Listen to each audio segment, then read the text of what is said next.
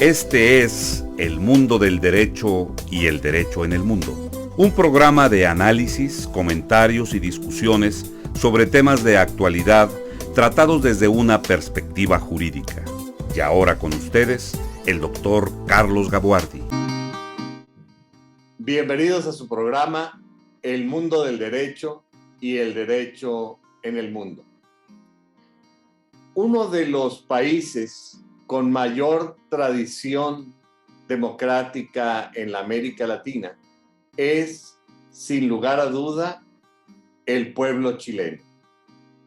Chile se ha caracterizado por su vocación democrática y salvo el difícil periodo en el que el presidente de la República o el jefe del Estado chileno fue Augusto Pinochet, realmente antes de Pinochet el pueblo chileno había mandado claros mensajes al mundo sobre su vocación democrática. Después de Pinochet, el pueblo chileno ha consolidado su vocación democrática y su realidad institucional. En este año de 2022, en Chile se han vivido dos procesos, a mi parecer, muy importantes. El primero de ellos es el relevo de mandos presidenciales. En este caso, ganó un joven de 30 y tantos años, quizá 35 años, el presidente Boric, que representaba a las fuerzas políticas de la izquierda chilena. Por alguna razón, Chile ha tenido abiertamente una inclinación hacia la izquierda democrática. Gana el presidente Boric con sus posiciones abiertamente socialistas. Algunos inclusive las critican como posiciones populistas. Pero lo cierto es que llegó al poder a través de las urnas. Desde su campaña, el presidente Boric había anunciado un proyecto de nueva constitución.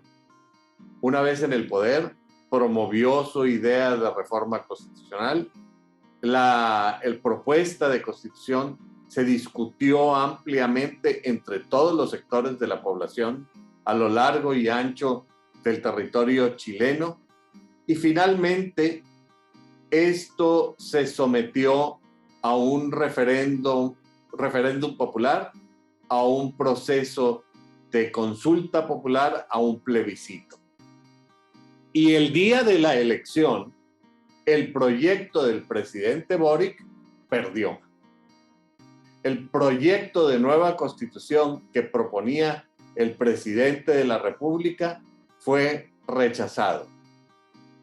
Ya en las primeras horas de la noche se sabía el resultado de la elección y el presidente compareció ante la nación. El presidente Boric dijo: los resultados de la elección, los resultados de la consulta popular no aprueban la nueva constitución. Pero el pueblo chileno es uno, estamos unidos, cerramos este capítulo y vamos a tener una nueva constitución. A partir de este momento se inicia un nuevo proceso. Y para conversar sobre este tema, he invitado al profesor Leopoldo Ramírez Alarcón, quien es un experto en derecho constitucional, para que nos cuente qué fue lo que ocurrió en Chile, cómo sucedió este proceso, cuáles eran los contenidos de la propuesta del presidente Boric y qué hay que esperar después de este contundente rechazo a su proyecto de reforma íntegra a la Constitución de Chile. Leopoldo, muchas gracias por reunirte conmigo en estos micrófonos y me gustaría conocer tu opinión sobre estos temas. Hola Carlos, en primer lugar, muchas gracias por la invitación a tu programa. Estoy muy contento de tener la oportunidad de compartir contigo y con todas las personas que van a escucharlo, van a verlo. La verdad de las cosas es que este es un proceso que aún decanta algunas conclusiones. La elección plebiscitaria que nosotros tuvimos para aprobar o rechazar el texto constitucional fue recién hace un mes, el 4 de septiembre. Hay todavía mucha discusión por parte de los actores políticos e institucionales en nuestro país. En muy resumidas cuentas, si tú me lo permites,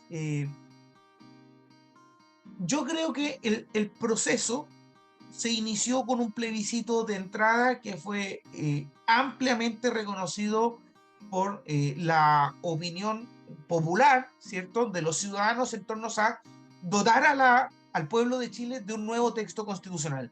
Esa fue una elección en que prácticamente el 80% de las personas dijeron sí, queremos un nuevo texto constitucional, y en una segunda pregunta, alrededor del 80% también, creo que fue al orden del 78% de las personas dijo lo queremos hacer a través de una convención constitucional. Convención constitucional que estaba compuesta por 155 integrantes, de los cuales se iban a elegir abiertamente 138, porque había 17 escaños reservados para integrantes de pueblos originarios, y en los demás miembros habían reglas de paridad de género. Comenzó este trabajo en julio del año 2021 con la elección de los convencionales constituyentes, quienes por casi 12 meses exactos llevaron adelante el trabajo de elaboración de un nuevo texto constitucional para ofrecerle a la ciudadanía, organizándose en distintas comisiones. Había una comisión de nacionalidad, ciudadanía y democracia, otra comisión sobre principios constitucionales, otra comisión sobre ciencia, conocimiento, tecnología, otra en torno al medio ambiente, derechos de la naturaleza, bienes naturales comunes, en fin, ¿no?, entre otras, varias comisiones más. Hubo varias incidencias durante el trabajo de la Convención Constitucional, que a mí me da la impresión, Carlos, que es aquí donde se empieza a jugar la primera parte de este rechazo. El rechazo de la elección plebiscitaria del domingo 4 de septiembre en Chile hay que comenzar a verlo mucho antes de que terminara el trabajo de la Convención Constitucional, porque durante su transcurso hubo algunos inconvenientes políticos, diría yo, bastante sustantivos.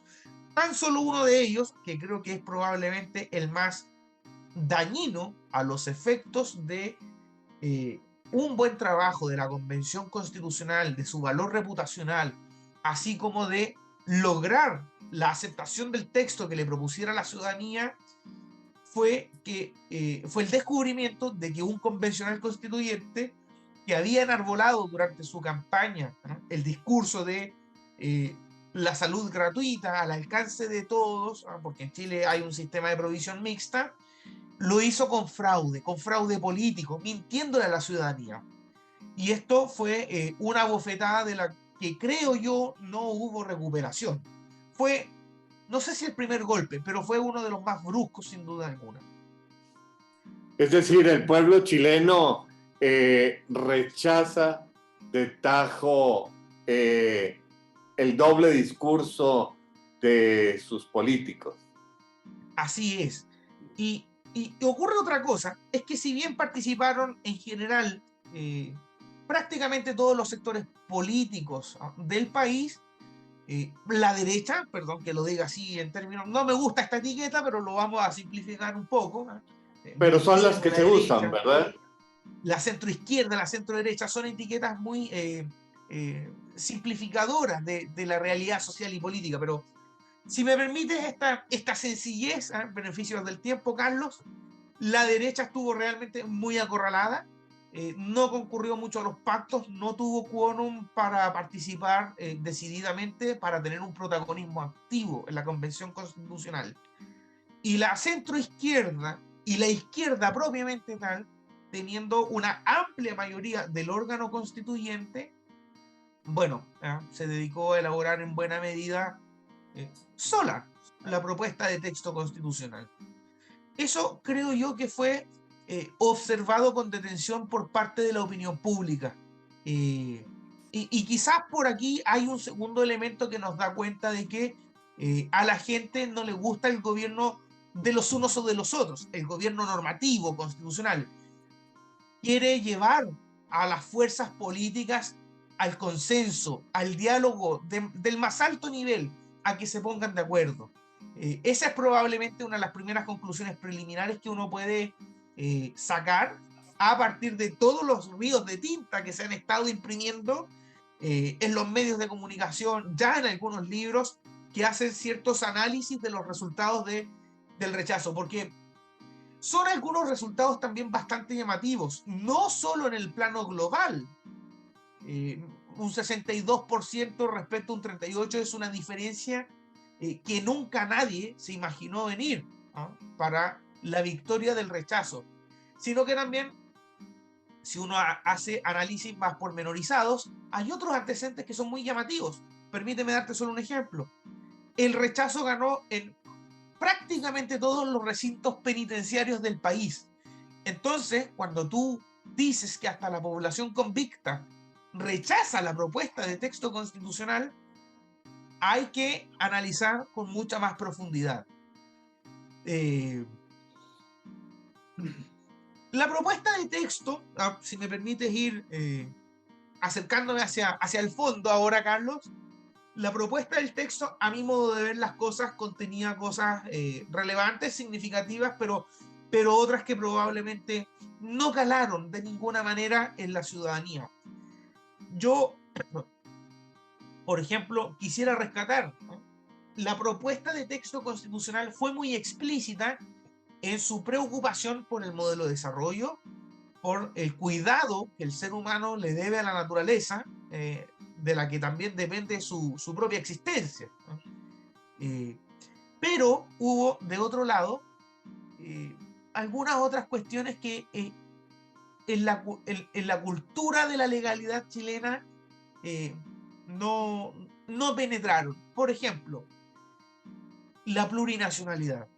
Esta es una discusión que puede llegar a ser aridísima, ¿no?, si tenemos a la vista distintas escuelas de pensamiento. La plurinacionalidad en Chile no caló en la ciudadanía porque entendió que esto podía dar pie a, por ejemplo, distintos sistemas de administración de justicia, de modo tal que ya no hay una sola justicia para los ciudadanos.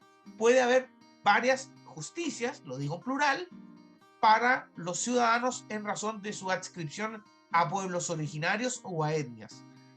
Varios sistemas de justicia, vaya.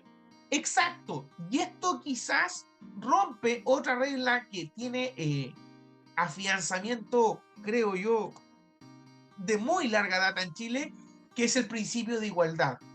No una igualdad formal, una igualdad sustantiva. A la ciudadanía no le hizo sentido, miró esto con mucho recelo, y no me cabe duda que por aquí hay también algunos elementos para el análisis de la victoria del rechazo. Habían otros elementos destacables que merecieran ser considerados en un futuro texto constitucional, desde luego que sí. El avance más determinado, por ejemplo, en materia de descentralización. Chile es un estado unitario clásico que concentra en un núcleo central la toma de decisiones políticas en forma muy fuerte. Muchas veces se dice desde las distintas regiones del país o en ciudades del extremo norte, del extremo sur, con esta geografía que tiene miles y miles de kilómetros, que a veces pareciera ser que Santiago es Chile, porque es aquí donde se toman las decisiones. La propuesta del texto constitucional rechazado avanzaba un poco más en descentralización bastante sustantiva. Eso quizás... Pero no federalismo. Eso quizás merece observarse con detención porque hay elementos ahí que merecen rescatarse. Entre otras materias, creo yo, Carlos. Sí, realmente es algo muy interesante esto que tú mencionas. El país de Chile es muy angosto, quizá 250 kilómetros en las partes más anchas, pero de largo son 8.000 kilómetros desde el norte hasta el sur, y se antoja un poco difícil administrar desde una sola ciudad un país tan enorme, ¿verdad? Con una diversidad implícita. No es lo mismo el entorno del desierto de Atacama con los glaciares del sur y los territorios de semejanza irlandesa de Chiloé y todo esto. Realmente sí me parece que podría ser interesante, pero más que el punto de vista mío, a mí me gustaría saber cuáles son las corrientes que en este sentido se mueven en Chile y cómo se proyectan en el nuevo proyecto de constitución que anunció el presidente Boric. Bueno, apenas conocidos todos los resultados aquella noche del domingo 4 de septiembre, el presidente Boric, en un mensaje transmitido por cadena nacional a todos los habitantes del país, señaló algo así como que recibía estos resultados, que por cierto son inapelables porque la diferencia es muy grande, con mucha humildad, y él invitaba a todos los integrantes de la comunidad nacional a seguir unidos en nuestra gran causa, que es el país, es Chile, pero a retomar conversaciones para poder dotarnos en algún minuto de un nuevo texto constitucional. Desde el lunes 5 en adelante se han estado desarrollando negociaciones políticas esencialmente en el Congreso Nacional, donde concurren la gran mayoría de las fuerzas políticas en nuestro país, porque es cierto que vamos a tener que saber llevar adelante un nuevo proceso constitucional. ¿Cómo? Esa es la interrogante que todo el mundo tiene. Si será a través de una convención constitucional 100% electa, o si a esta convención constitucional se le pueden añadir algunas mixturas en torno a participación de parlamentarios o ciertos expertos elegidos de alguna manera, que también habrá que determinar. Todo es, de momento, una interrogante que no ha sido respondida. Son algunos de los puntos que están conversándose. Eso por un lado. Y por el otro, Carlos, ocurre que también las distintas fuerzas políticas han estado tratando de consensuar ciertos mínimos comunes, ciertos bordes para el desarrollo del trabajo de una nueva convención constitucional. Porque si quizás hay una lección que tomar, un aprendizaje al que echarle mano después de este proceso constitucional que tuvimos, es que, mirado en retrospectiva, la Convención Constitucional quiso hacer algo que va mucho más allá de la intencionalidad original. Por ejemplo, pasábamos de tener una constitución breve, o quizás de una naturaleza media en términos de extensión o desarrollo, a una constitución extensísima, en cuya arquitectura se encontraban 11 capítulos, casi 400 artículos, ¿no? 388 para ser más exacto, y 57 un código, disposiciones ¿verdad? transitorias. ¿Cómo? Un código. Era un código, esto era un digesto. Entonces, Carlos, no cumplía ninguna función pedagógica el estatuto jurídico y político de poder ser comprensible para cualquier ciudadano, para cualquier peatón. Una constitución extensísima, primero. Segundo, una constitución que además se abocaba a desarrollar una gran cantidad de temas. Yo te decía algunos minutos atrás que la Convención Constitucional dividió a sus 155 integrantes en distintas comisiones de trabajo, pero en algún minuto de la lectura de la Convención Constitucional uno se da cuenta que quizás hubo pretensiones maximalistas de sobreregulación incluso entrando a aspectos que son mucho más delicados, como quien ha dicho por ahí que la Constitución procuraba ponerle cerrojos a ciertas discusiones legislativas que tienen que desarrollarse en el Congreso Nacional, porque también trataba materias de ley. Incluso es un poco más, en ciertas materias, mucho menores, aquí por cierto, ya ingresaba directamente en el plano de los actos administrativos o la política pública. Entonces, una constitución maximalista que lo trataba todo, desarrollaba in extenso todos los componentes jurídicos y políticos de la vida en comunidad, es probablemente algo que tampoco sea recomendable para un nuevo proceso. Por esto es que las fuerzas políticas están discutiendo hoy bordes comunes, elementos de mínimo común, para a partir de esa base llevar adelante el proceso constitucional. Sí, realmente la tentación que ataca a los redactores iniciales de estos textos constitucionales es el de tratar de escribir una novela. Es decir, se olvidan de la buena y sana técnica constitucional que elimina de los textos constitucionales las que la doctrina reconoce como normas impropias de la Constitución, normas de policía, como tú dices, normas relacionadas con temas administrativos, etcétera. Y al desarrollar en extenso todos estos temas, pierden de vista los contenidos esenciales que deben definir la organización del Estado y del gobierno.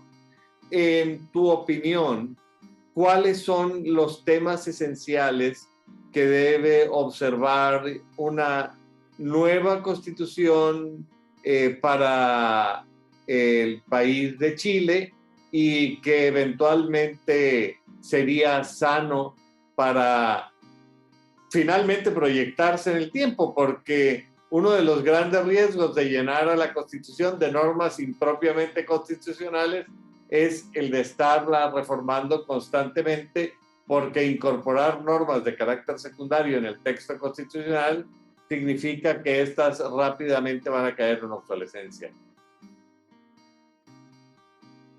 Es una pregunta muy interesante la que me haces, Carlos. De hecho, es precisamente uno de los principales aspectos en controversia hoy. A ver, yo me aventuraría a señalar que hay cosas que debieran ser consideradas como intocables. No porque yo quiera censurar previamente debates, es porque estos son algunos de los elementos mínimos comunes que debiéramos entender los profesores de Derecho Constitucional, las fuerzas políticas, los medios de comunicación. Por ejemplo, el carácter de unitario del Estado de Chile. Yo tengo la impresión que esto no debiera ser un asunto disponible en la negociación política, que termine disponiéndose en una cláusula en el texto constitucional. Los tratados internacionales sobre derechos humanos que estén ratificados ratificados por Chile y vigentes en el ordenamiento. Las sentencias judiciales. Bueno, estas cosas, por obvias que parezcan, parece que hoy en nuestro país tenemos que estar recordándolas, aunque tú no lo puedas creer, Carlos. Sobre esa base, y quizás algo más se me pueda estar escapando, pero ¿qué aspectos debieran ser tópicos nucleares? Tener un rol activo en los conceptos, en los dogmas. Primero, yo creo que el Estado social de derecho. Hoy en Chile, a pesar de que esto no lo señala ninguna disposición en la actual Constitución vigente, subyace desde algunas disposiciones que son centrales en el cuerpo normativo el principio de subsidiariedad.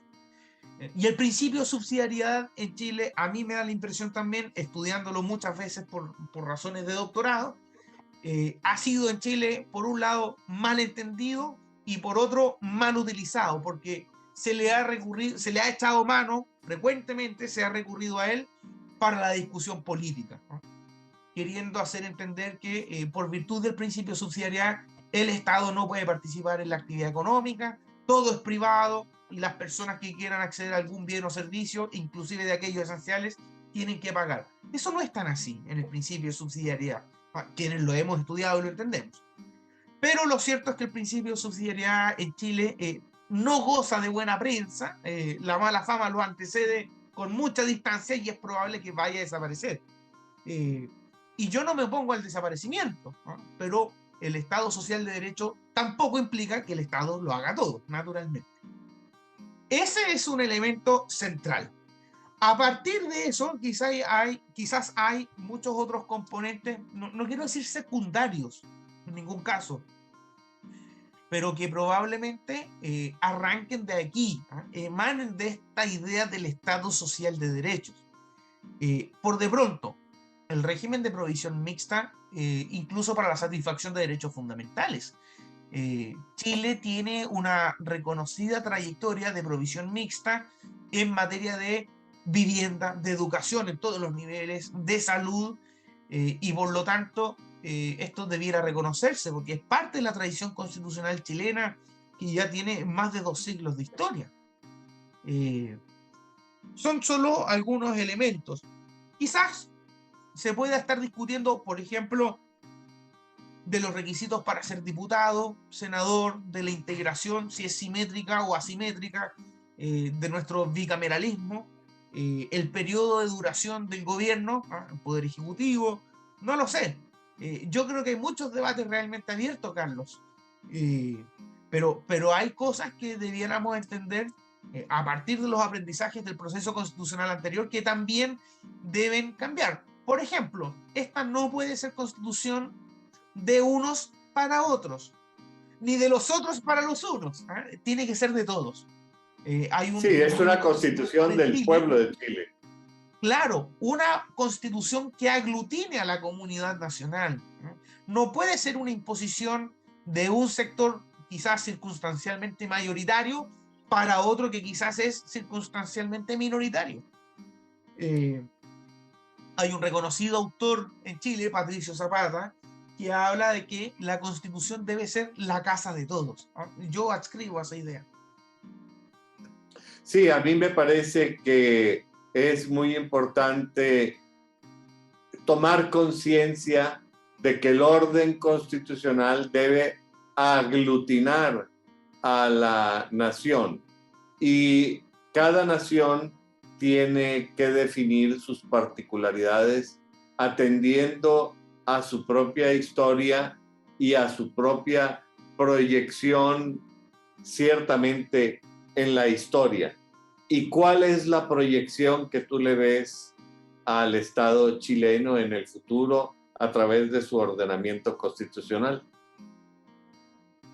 Bueno, a mí me encantaría que la constitución que se elabore cuando se plebiscite, si corresponde y se aprueba, ojalá sea una constitución que dure 50 años, no lo sé, 70, 30, no tengo idea del plazo. No quiero condicionarla ni subordinarla a un plazo de vencimiento, no.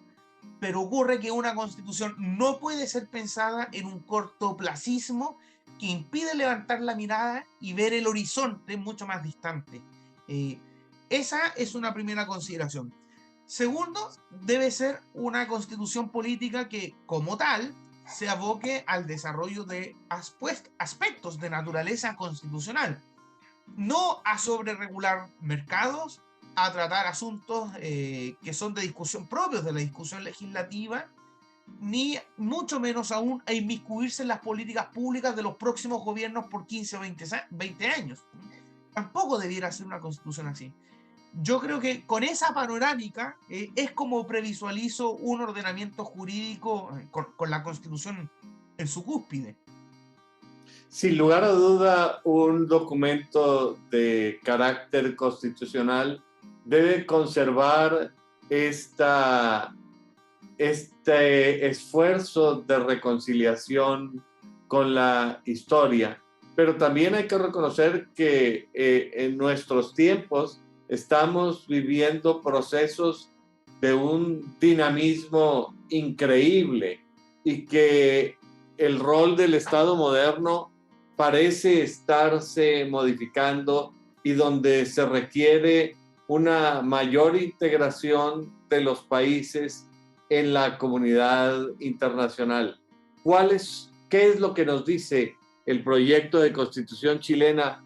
O más bien diría, ¿cuáles son las aspiraciones históricas y tradicionales de Chile proyectadas hacia el futuro ante esta dinámica realidad cambiante?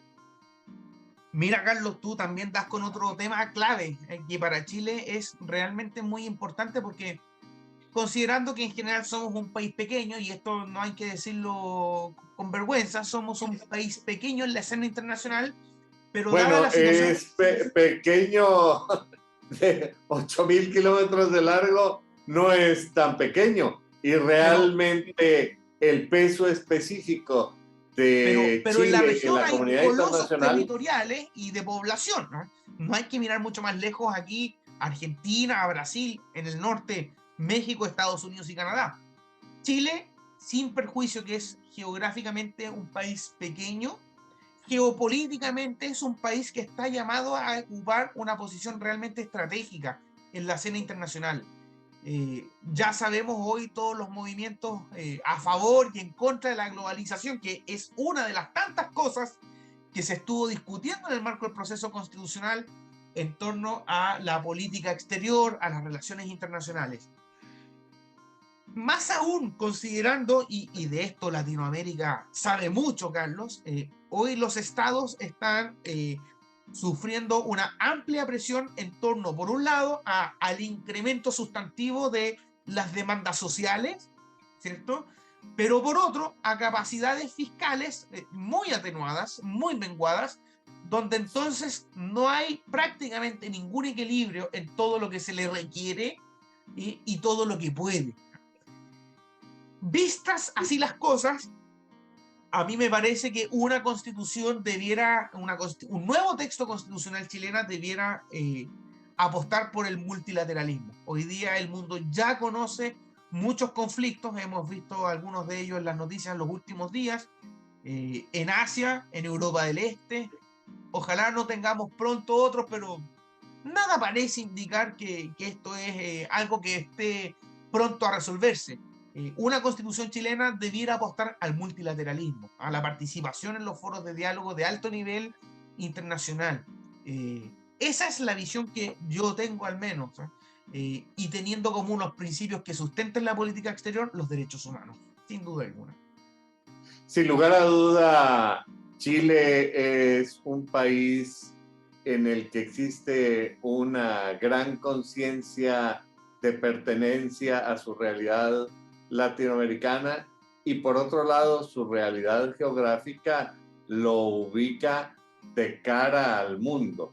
La costa, 8.000 kilómetros de costa hacia el Pacífico, realmente lo pone de facto en la escena internacional. Habrá problemas que resolver y normalmente para conocer cuáles son los problemas de fondo que tiene un país hay que preguntarle a los nacionales, que normalmente nos convertimos en tremendamente críticos de nuestra propia realidad, incluso perdiendo perspectiva. Pero yo ahorita quisiera referirme a la cuestión del Poder Judicial. El proyecto de constitución chilena no aprobado y la que se perfila hacia el futuro, ¿qué valoración le da al Poder Judicial?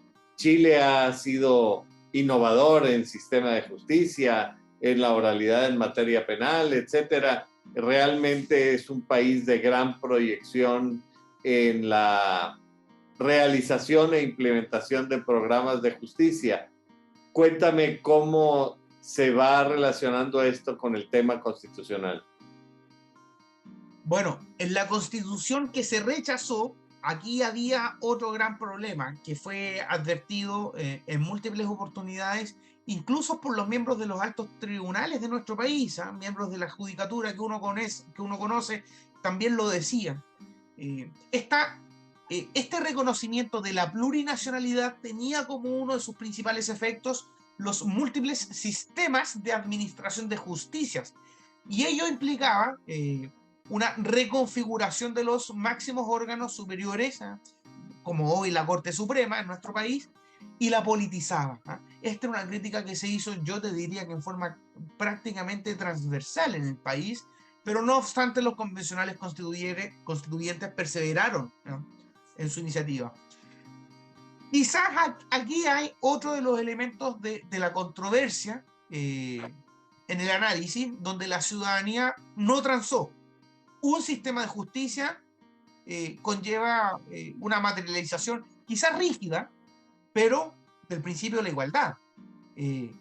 Aquí no hubo perdón de parte de las personas que votaron por ese 62%. A mí no me cabe duda que aquí hay fuente de las razones. Así las cosas, un nuevo texto constitucional entonces no debiera apostar por despegar a los poderes judiciales de sus principios clásicos: inexcusabilidad, autonomía, inamovilidad de los jueces, entre otros. Un poder judicial autónomo, por Dios que es importante cuando hay conflictos en la sociedad. Y hoy día nuestras sociedades están conflictuadas. Bueno, en el mundo del derecho, el conflicto parece ser inclusive la justificación racional de la presencia de la abogacía en el mundo. Es decir, La fuente de nuestro trabajo inmediato. Así es. Y eventualmente, para nosotros los abogados, el rol del Poder Judicial o de la función jurisdiccional debe ser un motivo de gran preocupación. Entiendo entonces que en el proyecto rechazado, la Corte Suprema de Chile, además una corte de gran prestigio y tradición, perdía su carácter de supremo. Perdía su carácter de suprema o de máximo organismo jurisdiccional del país, y también reconfiguraba su composición con otro organismo superior, pero que politizaba mucho un órgano que debiera ser naturalmente técnico. Nadie dice que la Corte Suprema y sus principales autoridades no observen la realidad social y política, pero eso no significa politizar un órgano como la Corte Suprema.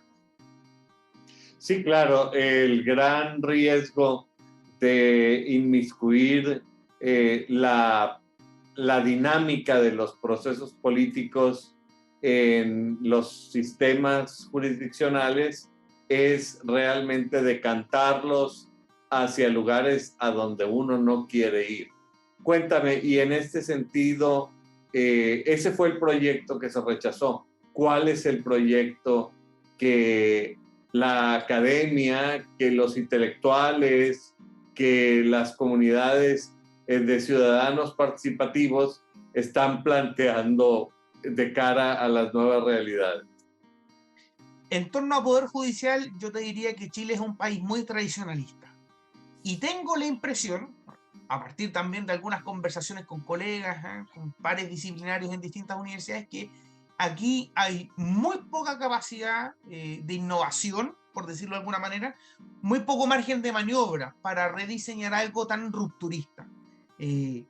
Quizás en la tradición constitucional chilena, un poder judicial como tal, autónomo e independiente del poder político más tradicional, es algo que no esté disponible a la transacción.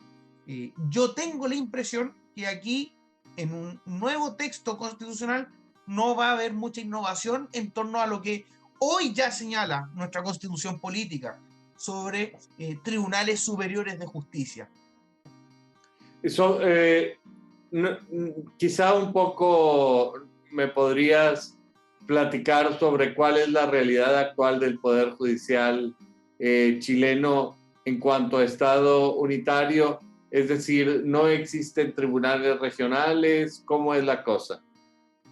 Existe una Corte Suprema que ejerce algunas superintendencias como la correctiva, la discrecional, la económica, a lo largo de todo el país. Tiene jurisdicción de alcance nacional.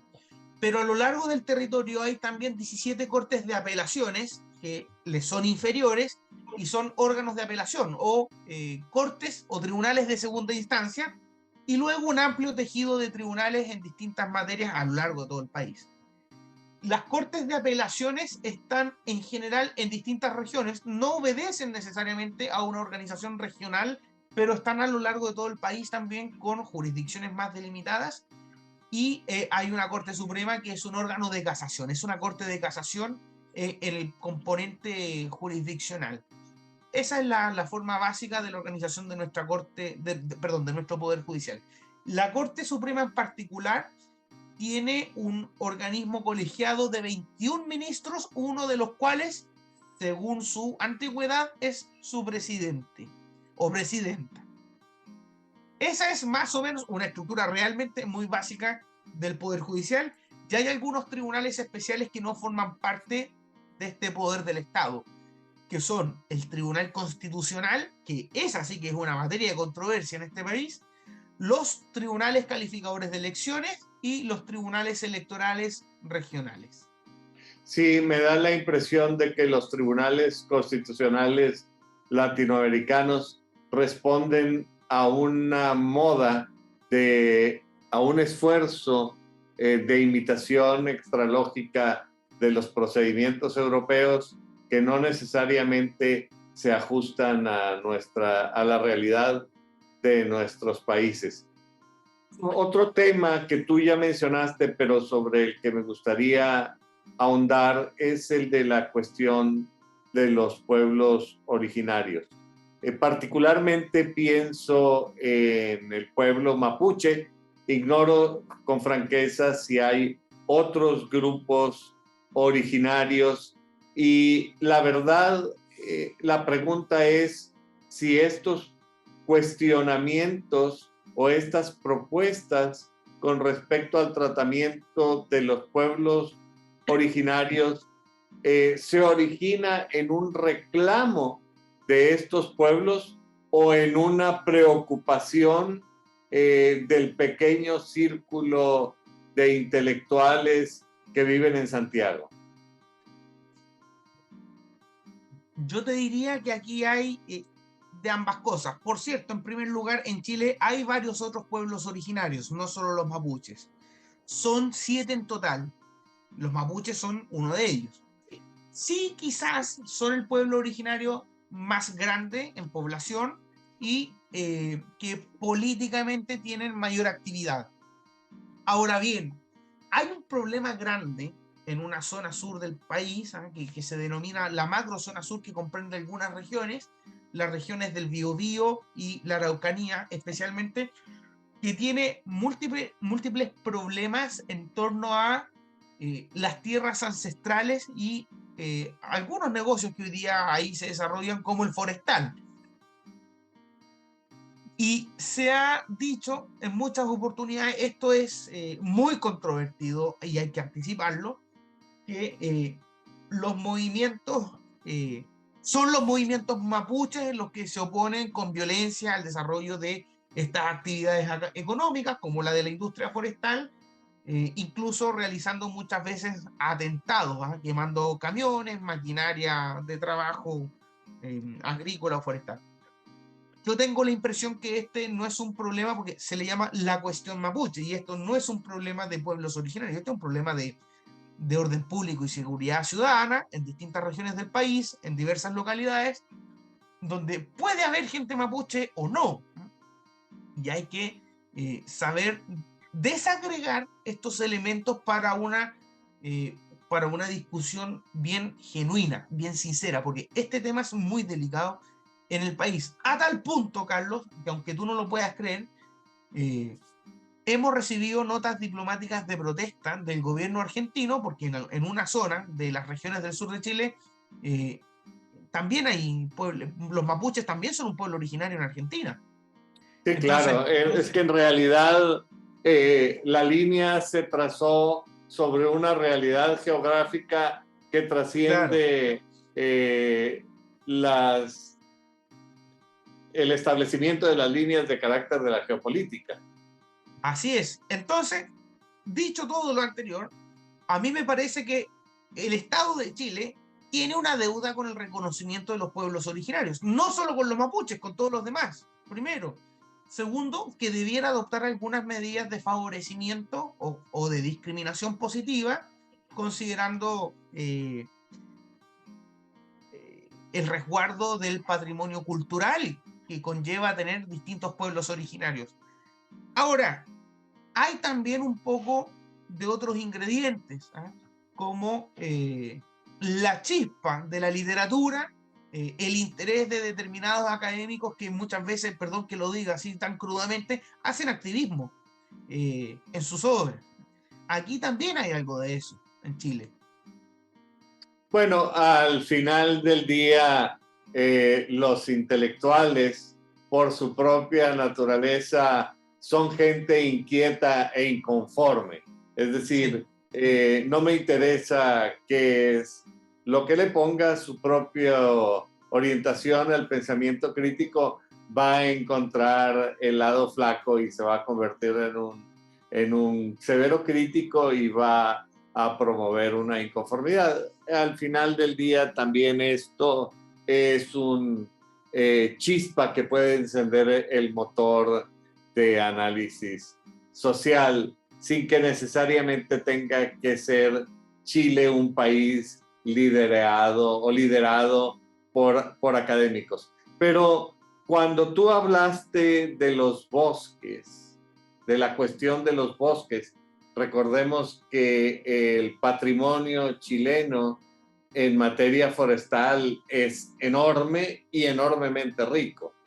Pero en Chile se plantean otros cuestionamientos, o el mundo plantea algunos cuestionamientos con respecto a la cuestión chilena. A los chilenos les tocará decidir si sí o si no.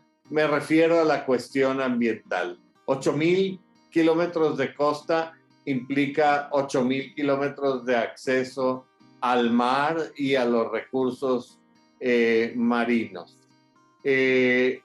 La posición de Chile lo coloca frente a esta gran riqueza forestal, pero también tiene fiordos muy ricos que merecen ser conservados, o por lo menos esa es una de las inquietudes en el mundo actual de cara hacia el calentamiento global. Y también Chile tiene una relación muy directa con la Antártica, que es patrimonio común de la humanidad. Cuéntame un poco sobre el tratamiento constitucional de todos estos aspectos y cómo se ve en la perspectiva de una nueva normativa constitucional.